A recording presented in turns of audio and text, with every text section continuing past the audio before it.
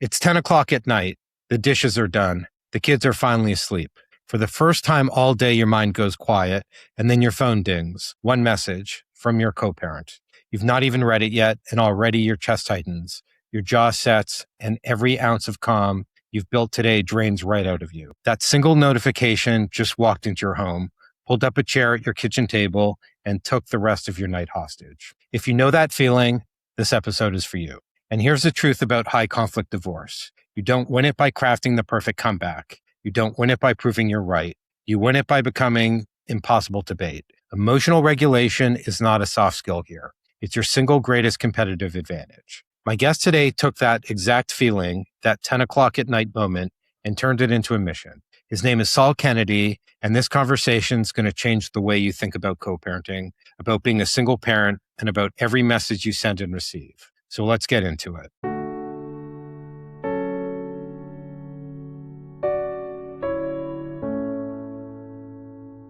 Welcome back to the Conscious Divorce Podcast. I'm Justin Milrad. This is a show for high achievers who refuse to let divorce be the thing that breaks them and who choose instead to make it the thing that rebuilds them. If you've been here before, you know the frame. Divorce is not a crisis to survive. It's a transformation to lead. And nowhere does that get tested harder than in co-parenting, because co-parenting is the one part of divorce that never actually ends. The marriage closes, the parenting does not. You can hire a lawyer to end the marriage. Nobody hands you a manual for the next 20 years that come after that.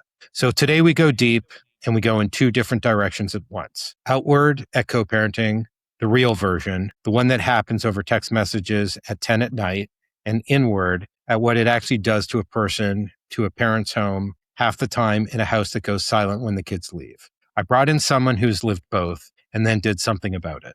But before we begin, the quick and necessary disclaimer. Everything we talk about on the show is for education and support purposes. I'm a certified divorce coach, financial planner, and MBA. I'm not an attorney, and I'm not a therapist. My guest, Saul, is the founder and a father. So please don't take anything in this conversation as legal, financial advice, or a substitute for mental health care. Your situation is yours alone. If anything today hits close to home, treat that as a signal to bring in the right expert for your specific circumstances. With that said, let's meet Saul. Saul Kennedy is the founder of BestInterest, the first co-parenting app to use artificial intelligence to actually reduce conflict rather than just record it. Before this, Saul spent his career in technology. He was a product manager at Google, led product at Dropcam, built and sold multiple companies, and invested early in names like Coinbase and Instacart. Saul is also the founder and host of the podcast, Co-Parenting Beyond Conflict, High Conflict Divorce and Custody Strategies. Saul went through his own divorce, stepped away from the tech world to be a full-time dad when his kids were young, and came face-to-face with the same thing millions of parents face and almost no one builds for.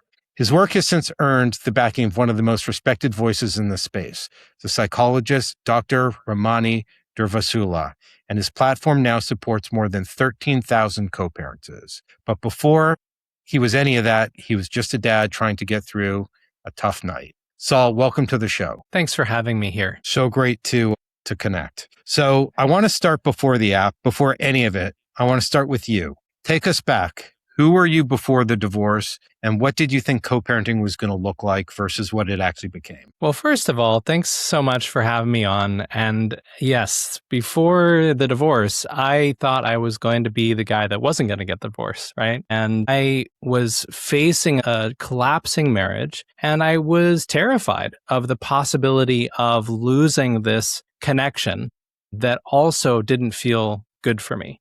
And so facing that, I wasn't even thinking about co-parenting. I was thinking about survival. And so once we got divorced, co-parenting for us actually started off okay. It was challenging, but we didn't have a really contentious divorce process. We actually settled and negotiated and got it done without using attorneys for the most part. But over time, the challenges started coming up in our communication, and it was very challenging to sort of have boundaries. I couldn't really set boundaries that felt good to me, and boundaries were stepped over. And it just became a really all encompassing type of situation to be in a co-parenting relationship that felt really like it was taking over my whole world and making it really difficult for me to stay present with the kids and move on from that relationship and step into the next chapter. You had a career that most people in the tech world would envy. Google, Dropcam, companies you built and sold. What was your relationship to work and identity back then before fatherhood really reordered? Well, I'll be honest, before I became a dad, I was a workaholic. I really focused on building the products. I've always been an entrepreneur, so I've always felt passionate about what I'm building because I got to choose to build it. And so I would dedicate hours and hours every day, every week on these products that I was building. And through that progression of being an entrepreneur, I went through acquisition, I went through joining a larger company and then getting acquired by Google. And in Google, I found myself like a fish out of water. It was a big company for a guy that really liked being in small teams. And so it just didn't feel like it was a good fit. And at the time, we were getting ready to be parents. I was getting ready to be a dad. And I made the decision to leave Google, sort of put a pause on my career and become a full-time dad, partly because I've always wanted, even when I was a kid, I knew I wanted to be a dad, just knew it somehow. And so I wanted to be fully present with that. So that was the decision I made, was to step away from that life and be very present as a father. I think that's amazing. And kind of looking back, so many people say that one of the reasons why their marriage may have failed is because they were so focused on their careers and they were spending so many hours. And before you know it, your kids are 18 and out of the house. And I really applaud you for recognizing when you were at a point where you wanted to invest more in your relationship with your kids, because you can always go back to a career, you can always do things part-time, but your kids are only with you for so many years. And there's an interesting statistic that I like to share that when I heard it really put things into perspective for me, which is your kids will spend 90 to 95% of their time with you by the time they're 18 and out of the house. So if you really think about it, time is ticking away. So when you're going through a divorce, you really want to go through it efficiently and as quick as possible so that you can get to the new normal, so you can really spend quality time with your kids as you rebuild your life. So one of the questions I have for you, when your marriage finally ended, when you had the opportunity to be the full version of yourself and show up in the first few months, what kind of changed in who you were, your perspective of the world, and the way you wanted to parent? So I would say the thing that surprised me most was how much the feeling of being divorced was very similar to it was being married at first. I felt very captured by this relationship. A lot of our same dynamics were coming up now over text instead of in person. And so that really surprised me about myself, knowing that I would catch myself sometimes in 30 message threads with my ex. And it was almost like I felt compelled to respond. I would send these really long messages, getting defensive, trying to call out the lies, trying to be right. And that's, I think, the thing that surprised me most, was that being divorced in those early days didn't really feel like true separation. Do you feel that could have maybe had something to do with a parenting plan, maybe one that wasn't complete, that built in boundaries? Or do you feel it was just the personalities that you two were? I'll be honest, I had my eyes closed pretty much during the whole divorce process. I was so ready to get this done. I signed on the dotted line. We downloaded a parenting plan from a random place on the internet. I just wanted to get it done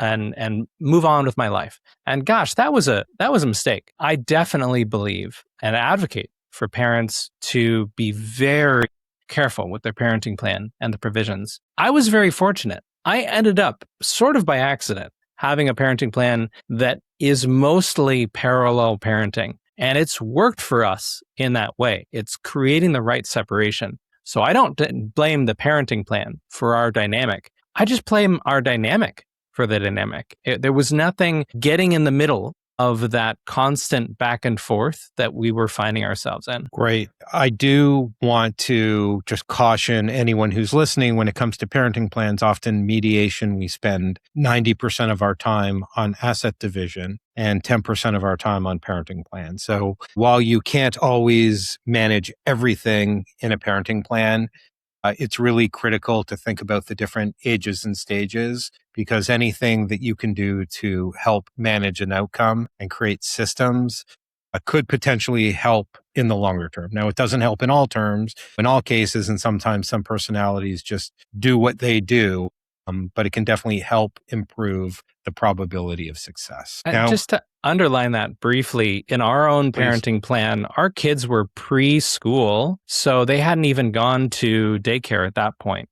They're very young. And we didn't even think about school because that seemed so far off. So our parenting plan didn't cover anything about school. It was very basic around education because, gosh, college would have been so far away at that point. So definitely, like Justin, you said, it's important to think about all the stages. And even though it seems abstract to talk about it right now, talk about it now. Yeah. No, absolutely. And time is ticking away and it goes quickly. And I'll be honest, I'd say 50% of my clients who are post-divorce, they come to me because of co-parenting issues that could have been resolved in the legal process. So moving on, let's talk about the time where you started having some peace, where you started building systems and you were communicating more effectively using apps and such. How did that kind of change you as a person? Well, I think that the systems were the thing that allowed me to get to the healing and space I needed to heal. And so in the beginning stages, when I was so wrapped up in this dynamic, I wasn't even super aware of it, to be honest. It was the woman that I was dating at the time who said, "Yo, seems like a lot," you know? And so that perspective had me realize, gosh, yeah, it does seem like I'm kind of trapped by this and I need a way out. And the first solution wasn't an app. The first solution I had, given that I was an entrepreneur and I'd started companies before, I thought, well, this is sort of like a customer service problem. Maybe I just hire someone to sit in between my co-parent and I and help me kind of moderate the communication that's going on. And so I did that. And the guy I hired, I'd worked with in the past, and he kind of laughed at me when I told him what the job was. And it worked. It worked. It wasn't super efficient. It wasn't the best solution, but it gave me some additional peace in my day, a feeling like if there was truly something urgent, he would let me know immediately. And that was really the beginning of the peace that I knew that I needed to step into the next chapter. Right. So having the buffer there kind of helped you along the journey. So you've been inside this situation, you understand the problem as a parent, you've been there for a while. You're a parent, you're a builder, and you're someone who talks to co-parents quite often. Can you share some of the hard-won lessons that one earns by going through this to help people avoid future issues? So for those co-parents that I work with and in my own personal experience, it really boils down to communication. That's where conflict starts in parenting. And so one of the tips that I think is the easiest to implement and simplest to remember is to create space for yourself by setting an internal rule or a boundary for yourself on how you respond. And so if you get a message from your co-parent, if you just set a blanket rule saying, I'm never going to respond to anything immediately. I'm going to always maybe wait 10 minutes or do something physical. Like when I get a message from my co-parent, I go to my office and I come back, right? Or something physical that shifts your perspective before you answer. It's such a helpful thing to build in a buffer to your communication so that you're not constantly in trigger. Because what happens when we're interacting with our co-parent, we're sometimes behaving in unconscious ways or responding instead of really being able to think it through. We're responding from our fear-based part of our brain, our amygdala, when we really need to be using our frontal lobe to navigate these types of relationships. That's really good insight. And one of the other filters I talk about in the book on co-parenting that I wrote with Jill Kaufman is child first filter. And you ask yourself the question, how will this benefit or impact my child? And then you can start filling in the blanks immediately. in 1 hour, in 1 day, in 1 week, in 1 year, etc. And if it doesn't benefit your child, then you have to really think about whether or not it's something that you want to send. Now, I know I've read a little bit about you on the internet, so keep me honest on this, but you've described the family court system as adversarial by design. It's a system that can make good parents feel like they're being treated like criminals. What did that experience teach you about where to actually spend your time and energy? And please keep me honest on this topic. Like I said before, we were fortunate in that we avoided that initial prejudgment divorce battle, right? I'll admit, I hired a bulldog attorney in the very beginning because I thought I needed protection. And I had 3 meetings with him, and I realized he is someone I need protection from. He's just going to make matters worse. So I fired him, and we decided to both go and dial things down and go with a mediator. I'm so glad that we did that because it avoided going to court. Unfortunately, since that point, because primarily we have a pretty loose parenting plan that doesn't decide a lot of things, we've run into some problems with decision making. And so we have ended up in court. And I realized from the very first day that I set my foot in court, realized this place is not for me. This place is not really for families. It's called family court, but yet it's designed on a system of criminality, of good versus bad. And the kids aren't even usually, hopefully, there. It's really the parents that are then trying to advocate for themselves and the kids, and everyone's saying child focused and what's in the best interest of the child. But it really isn't about that. Oftentimes it comes down to power and control and trying to prove who's right and wrong. And there's an incredible amount of dishonesty that happens in these courtrooms. And so when I approach this problem as a founder, as a builder, I want to design a system that helps parents avoid that outcome, helps them avoid going to court. A lot of times, co-parenting apps will prepare you for court, and that is their focus. And my focus is, how can I help parents talk to one another in a way that feels safe and has good outcomes so that they don't end up going into court to need to make those decisions? I love how you think about that because, the system is adversarial. It's not set up really for post-divorce issues in a easy or meaningful way. So with that being said, what I tell a lot of people is you have one chance and try your best to do it right, because if you end up in court, there's just so much variability there. As well, there are other things that you can do before you end up in court. And sometimes you don't have a choice,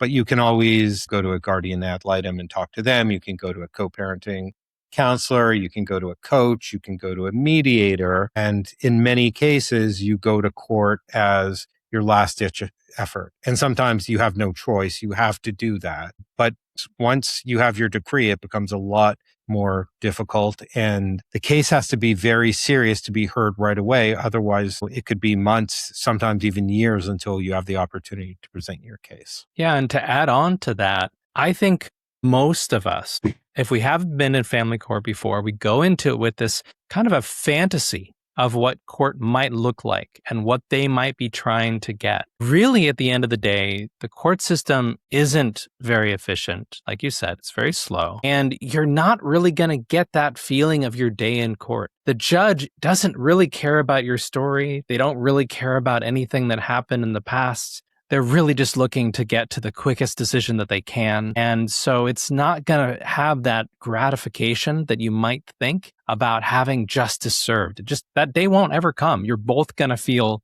drained and defeated after going to court. Yeah. If you're looking for justice, you're probably not going to get it in court.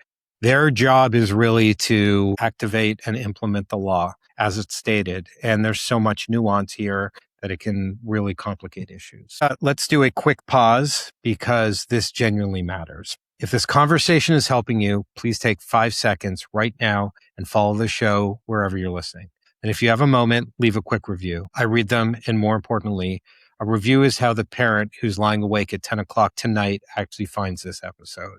Your following and reviewing is what puts this in front of the next person who actually needs it. Thank you. Let's make this ruthlessly practical because someone's listening right now with a knot in their stomach about a message that they have to send in the morning. Can you give them the playbook? Let's talk about gray rock. For anyone who's not heard the term, what is it? How does someone use it without becoming cold or losing themselves in the process? When you're dealing with a challenging co-parent, there's this idea of going gray rock. I think it's a really good concept, but I think it's a bit like telling someone the fastest way to get from point A to B is to fly there, but then you have to learn how to get your pilot's license and fly so you can get there. Gray rock is a good idea in that what you're doing is you're just simplifying all of your communication. Sometimes in co-parenting dynamics, this is called yellow rock because you still need to communicate with your co-parent to navigate that relationship, but you don't want to give them anything that they can go on. You want to become so boring that you look like a rock. But the problem with that is that we need to know how to be boring in order to get to that place where we can be boring. And for me, that was always the most challenging thing. I would find myself just needing to correct the blame or the lies. And that wasn't helpful. My response back was a dynamic that I was co-creating, and it wasn't boring.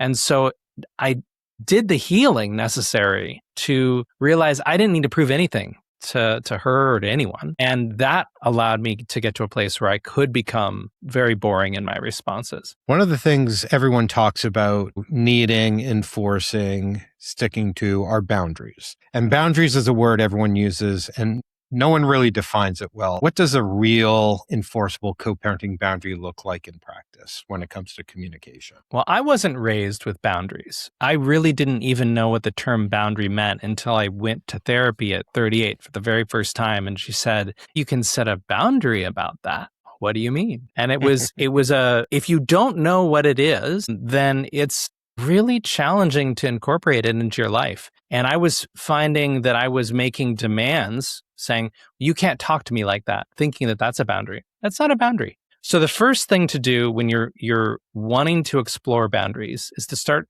creating boundaries for yourself. Note how you operate in your dynamic with your co-parent. Are you responding immediately?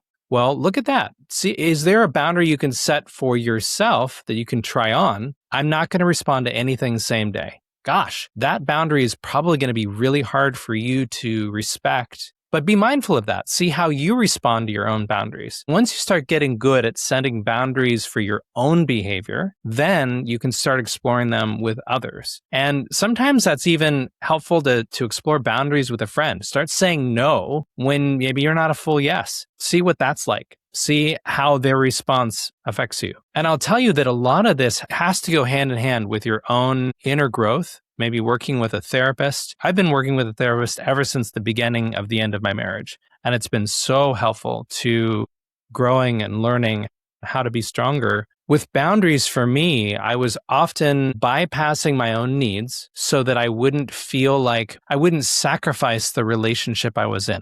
So I wouldn't say no when I wasn't really feeling a full yes, because I was afraid that maybe that person would respond poorly or would reject me. And it was that unconscious fear that was driving a lot of the ways that I was showing up. I wasn't setting boundaries because of that unconscious fear. So I had to get to that before I could get to the boundaries. So the answer or the question about what does a co-parenting boundary look like? It really looks like a statement you can make about what you will accept, but made in a way that you alone can enforce. So you might say, "You can't talk to me like that." Well, that's not very effective because that's relying on them to treat you how you want to be treated. That's never really going to work, especially with a high conflict individual. Instead, what you should be saying is, "If you talk to me like that, I'll be leaving the conversation." So you're giving them the opportunity to join you in respecting how you want to be spoken to, but you're the one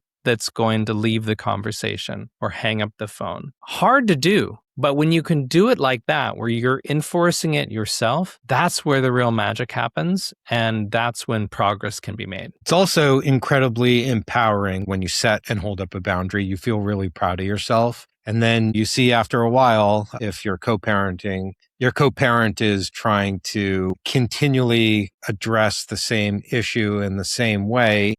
When you're pushing back or you're not responding, then they change their approach, and sometimes it's a better approach. One of the things that we have in the co-parenting playbook is a quiz, and I'll add it to the show notes, evaluating whether or not we are toxic parents ourselves. So we all know we're not perfect. We all know that sometimes we add to the pot or we stir the pot. And until you have that actual self-actualization, sometimes you don't even realize that you're doing it. So something that's really, really important. We don't always have to expect or think that the problem is our former spouse. Sometimes the problem is us as well. Definitely. And it's so important to recognize that gray area instead of being in the black and white of he's good, she's bad, vice versa. It's that we each have our strengths and our weaknesses and our blind spots. And where can I find those weaknesses in me so that I can improve and grow as a father, as a co-parent? Yep. I love that. So you've been doing this for a little bit. You obviously have data analytics in your world. I'm kind of curious, is there a time of day that you're learning that communication may work better and or a time of day where communication shouldn't happen? Well, definitely we see most challenges happening before bed and around nighttime. That definitely seems to be the highest amount of what we define in Best Interest as a concerning message. And that's an all-encompassing term that can include bad language or sort of coercive control tactics. Oftentimes, that's when those concerning messages bubble up. It is nighttime before bed. And also that kind of makes sense because bedtime with the kids sometimes is the most challenging, stressful time of the night, but it also is the most vulnerable time of the night. So in these power and control dynamics, it makes sense that nighttime is a challenging time for all of us. Yep. And another best practice, unless there's something urgent, when you have your kid or kids with you, focus on them. Don't focus so much on communication and addressing issues that you could address at another time. It's something that I hear over again and again. It's so hard too, right? Because when we get a message that scares us, it's really hard to stay present with our kids. We might be there physically, but we're not there emotionally or in our heads, right? And it's so important to be aware of that. And again, it goes back to what kind of boundaries are you setting with yourself? Are you checking your phone all the time? Do you have your phone on you while you're playing with the kids? Maybe try something different. Leave it in the kitchen. See what that's like so you can really stay present regardless of what's going on. So let's talk about the origin of the app. And this is the part of your story I've been waiting to get to because everything we just talked about led you here. Every real company has a moment. Yours is very specific. The story I've heard is almost cinematic. You were using ChatGPT to make up bedtime stories with your kids, and a co-parenting notification interrupted that moment. What happened next, and when did it stop being a bad night and start being an idea? Yeah, so I knew that I needed some space between my co-parent and myself. I was getting really reactive, and like we were just talking about, I was finding my mind going off into fearland instead of being present with my kids. And I knew that that was impacting them. It was definitely impacting me, and so I wanted to create that space. But I really didn't know how. And the first iteration of this idea, like I'd said before, is actually hiring a real person to sit in between. And that worked, but it wasn't really a long-term solution. It definitely wasn't a business that I could create. And in that time, I was starting to join co-parenting support groups. I was starting to get more involved in this world and learn, gosh, I'm not alone in this. Lots of other people are finding this exact problem in their relationship. When you start getting more involved in these groups and talking with other co-parents, you realize, gosh, they all seem to kind of follow the same playbook in these high conflict dynamics. And it makes it a little bit less scary. So when I was playing around with ChatGPT for the first time, I've always been a tech guy. I always want to adopt new technology. And we were using it to create bedtime stories together. And that was a fun moment. And that night I went to bed and I thought, it seems to really understand language. Maybe it would understand what I'm going through with my co-parent. And so I fed in some messages, some conversations, and I instantly felt seen and I felt understood.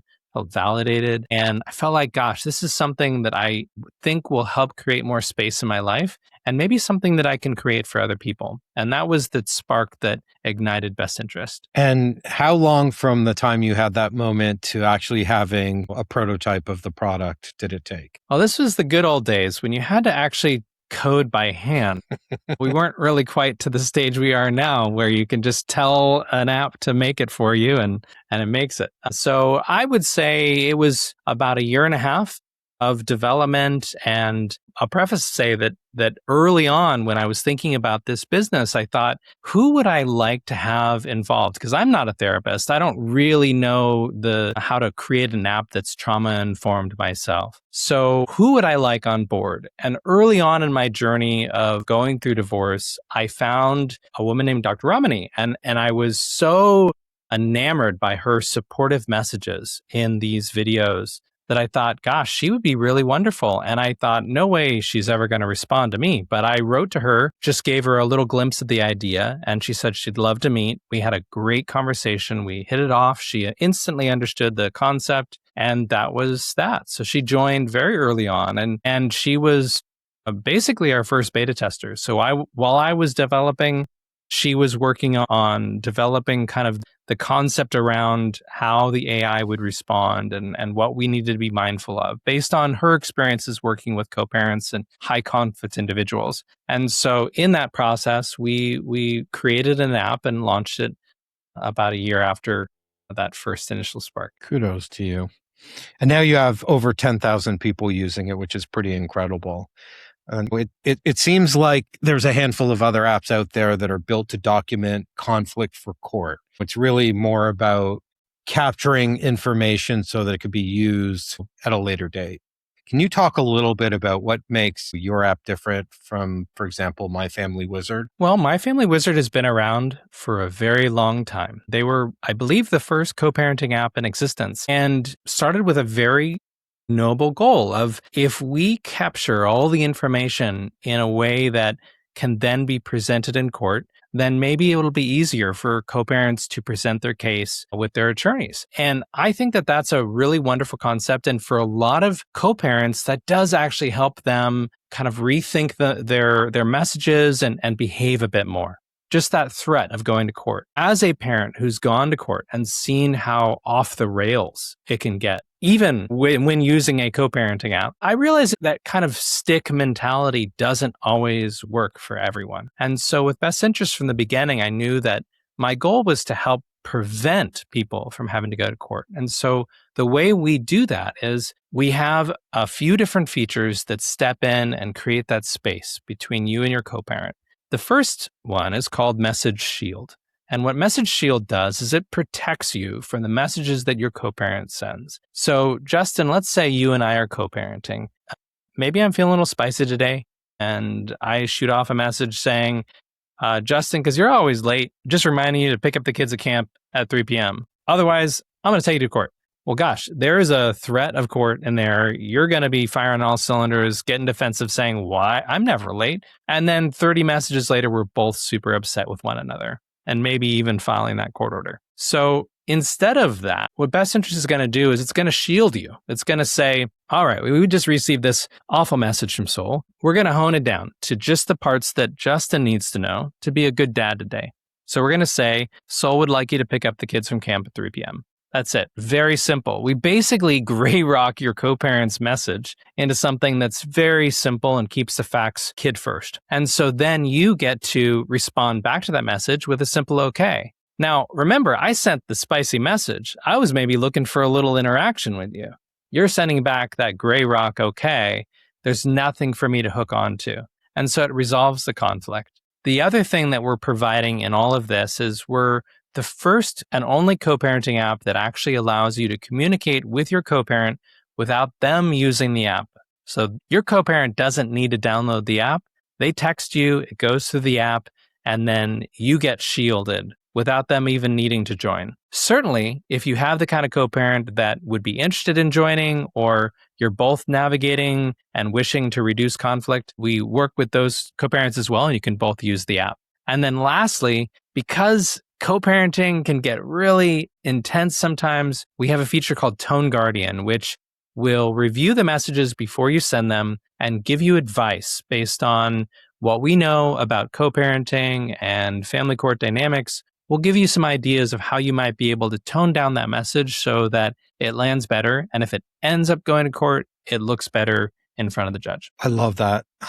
Especially because when you send a message through a text, already the tone can be misread. So this instantly disarms the conversation. I'm kind of curious, does it keep a history so it could go back and know facts of certain things? Of course. Yeah. And so what we're doing over time is we're learning about your co-parenting dynamic, and we are learning how to help reduce that conflict over time. So as you're using it, we're able to inform how the coach is talking to you, how it's filtering the messages. We're refining it to your particular situation. That's incredible. And it's only going to get better and it's only going to get smarter. And it's really co-parenting that causes, or lack of strong and effective co-parenting that causes conflict. And we know through the research that it's not divorce that damages kids. It's conflict that damages kids. So what you're doing is not just a